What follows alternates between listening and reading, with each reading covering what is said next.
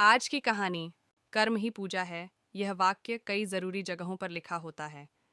Railway स्टेशनों पर, आम दफ्तरों में लिखा होता है, कर्म करना इंसान का पहला धर्म है। कई लोग कर्म को भाग्य रेखा मानते हैं, वो कर्म दूसरा है। यह कर्म गीता वाला कर्म है। गीता में लिखा है, कर्म ही श्रेष्ठ है, कर्म कर, फल की इच्छा मत कर। कबीर ने अपनी वाणी में कर्म योग पर ही अपना तर्क दिया है। जो आदमी स्टेशन की ओर चल देता है, उसको तो गाड़ी मिल सकती है, जो चला ही नहीं उसको तो मिल ही नहीं सकती। आर्य समाज का भी यही नियम है। कर्म करना इंसान का पहला लक्ष्य होना चाहिए। तकरीबन सब धर्म कर्म की व्याख्या करते हैं, अपना अपना ढंग है। आज तो विज्ञान का युग है, करने को ही कर्म कहते हैं। कहीं पर दुनिया में ऐसा नहीं लिखा है कि भाग्य के भरोसे रहो। कर्म करने से बड़ा आनंद मिलता है।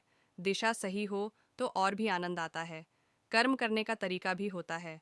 कर्म करने से पहले ज्ञान का होना ज़रूरी है, फिर उसको मानना ज़रूरी होता है, फिर करना ज़रूरी होता है। कर्म तो सभी करते हैं। कर्म अगर ज्ञान को जानकर किया जाए तो बहुत तरक्की होती है। कई लोग कर्म तो करते हैं मगर कभी कभी दिशाहीन हो जाते हैं। उनका कर्म ज़्यादा सफल नहीं होता। पक्के इरादे से किया कर्म ही ज़्यादा कारगर होता है। कई लोगों की शिकायत रहती है कि हम कर्म तो करते हैं मगर कामयाबी नहीं मिलती। उनकी दिशा में कोई खराबी ज़रूर होगी। सबको अच्छा गुरु मिलना आसान काम नहीं है। सुखी रहने के लिए अच्छे गुरु की तलाश ज़रूरी है। ऐसा ही नियम है। अच्छा साहित्य भी काम आता है।